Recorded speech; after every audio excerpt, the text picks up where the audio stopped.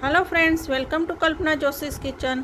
तमे मेथी पराठा, पालक पराठा, पनीर परोठा, आलू परोठा, घણા બધા પરોઠા ખાધા હશે, પણ આજે આપણે કોબીના પરાઠા બનાવીશું, જે ખૂબ જ હેલ્ધી છે અને બનાવવામાં પણ એકદમ સરળ છે, જે એકદમ જલ્દી બની જાય છે।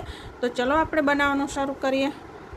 તો અહીંયા મેં એક નાની સાઇઝની કોબી લીધી છે, વજનમાં 250 થી 300 ગ્રામ જેટલી થાય છે। તો હવે આ કોબીને આપણે નાના નાના પીસમાં કાપી અને ચોપરમાં ચોપ કરી લેવાની છે। આ રીતે ચોપરમાં નાના નાના ટુકડામાં કાપી અને ચોપ કરી લઈએ। તો આ રીતે મેં આખી કોબીને ચોપરમાં ચોપ કરી લીધી છે। તો હવે આપણે લોટ બાંધી દઈએ। તો આ રીતે કથરોટ લીધી છે, એમાં 2 કપ ઘઉંનો લોટ લઈશું। મેજરિંગ જે કપ આવે છે એ ભરીને જ મેં 2 કપ ઘઉંનો લોટ લીધો છે। આપણે જે રોટલીમાં ઉપયોગ કરીએ છીએ એ લોટ લીધો છે। ચોપ કરેલી કોબી લઈએ। કોબી પણ લગભગ 2 કપ જેટલી જ થઈ છે, તો આ 1 કપ લીધો અને આ બીજો 1 કપ અને અડધો કપ ચણાનો લોટ લઈશું। ચણાના લોટ નાખવાથી ખૂબ સરસ ટેસ્ટમાં ફરસા બને છે પરોઠા। તો હવે મસાલા કરીશું। તો સૌથી પહેલાં આપણે સ્વાદ પ્રમાણે મીઠું લઈએ। અત્યારે હું 1 ટીસ્પૂન જેટલું મીઠું લઉં છું। 1 ટીસ્પૂન હળદર પાવડર, 1 ટીસ્પૂન લાલ મરચું પાવડર, 1/4 ટીસ્પૂન જેટલું ચાટ મસાલો લઈશું, 1 ટીસ્પૂન અજમો આ રીતે મસળીને નાખીશું, 1 ટીસ્પૂન કસૂરી મેથીને મેં થોડી લોઢી પર ગરમ કરી લીધી છે, જેથી ભેજ નીકળી જાય, 1 મોટું લીલું મરચું જેને ઝીણું ઝીણું કાપી લીધું છે એ લઈએ। તમે આદુ લસણ લેવા હોય તો એ પણ લઈ શકો છો। 2 ટેબલસ્પૂન તેલ મોણ માટે અને ઘણા બધા લીલા ધાણા।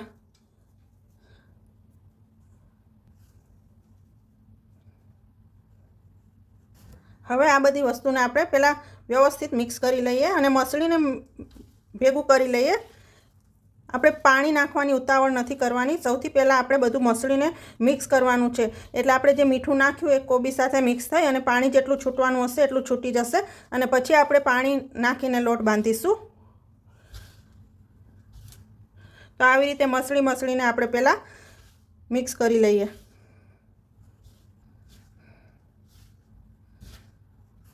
તો આ રીતે મસળી લીધું છે। તો હવે આપણે થોડું થોડું પાણી ઉમેરી અને લોટ બાંધવાનો છે।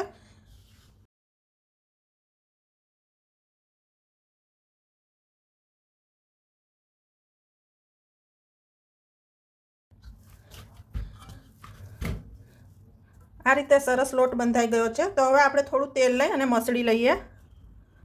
અડધી ટીસ્પૂન જેટલું તેલ લઈએ, મસળી લઈએ। હવે આમાંથી આપણે પરોઠા બનાવીશું, પણ જો તમે લોટ બાંધ્યા પછી પરોઠા બનાવવાની વાર હોય તો આ લોટને તમે બાંધેલો ફ્રીઝમાં મૂકી શકો છો અને પછી બનાવશો તો પણ સરસ બનશે। તો અત્યારે આપણે હવે પરોઠા બનાવી દઈએ। તો તમારે જે સાઈઝના પરોઠા બનાવવા હોય એ પ્રમાણે લુઓ લેવાનો છે।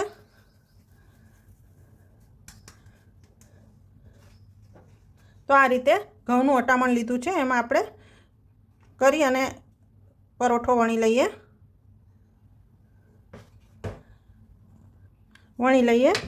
તમે તમારી ઈચ્છા પ્રમાણે જાડું પાતળો પરોઠો વણી શકો છો।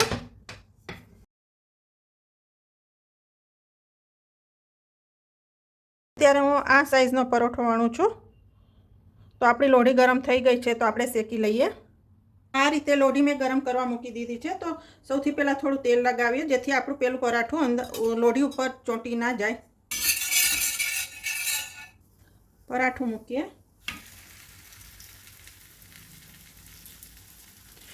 હવે ધીમા ગેસ ઉપર આપણે શેકી લઈશું। હવે આપણે ફેરવી લઈએ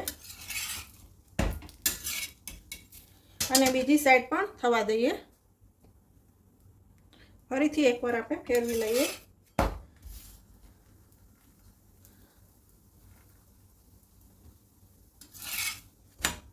હવે આપણે આની ઉપર તેલ, ઘી કે બટર તમારે જે ઈચ્છા હોય એ તમે લગાવી શકો છો। અત્યારે હું તેલનો ઉપયોગ કરું છું. બરાબર લગાવી દઈએ, શેકી લઈએ.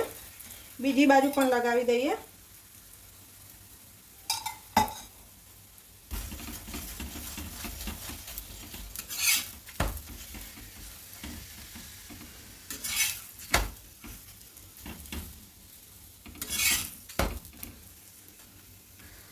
તો આવી રીતે ફેરવતા રહી અને આપણે શેકી લેવાના છે.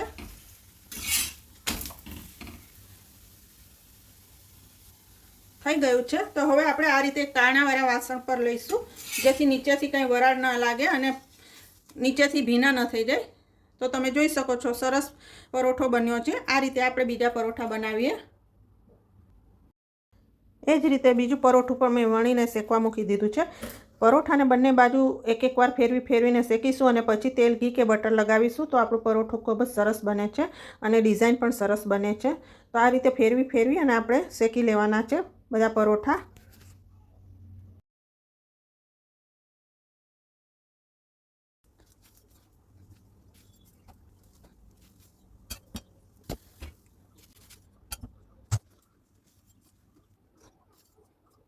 બધા જ પરોઠા બનાવી લીધા છે. તો હવે આપણે સર્વ કરી દઈએ.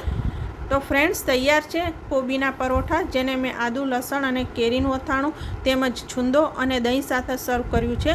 આદુ, લસણ અને કેરીનું અથાણું તેમજ છુંદાની રેસીપી મારા ચેનલ પર અપલોડ કરેલી છે, જેની લિંક હું ડિસ્ક્રિપ્શન બોક્સમાં આપી દઈશ, તો તમે જોઈ શકો છો.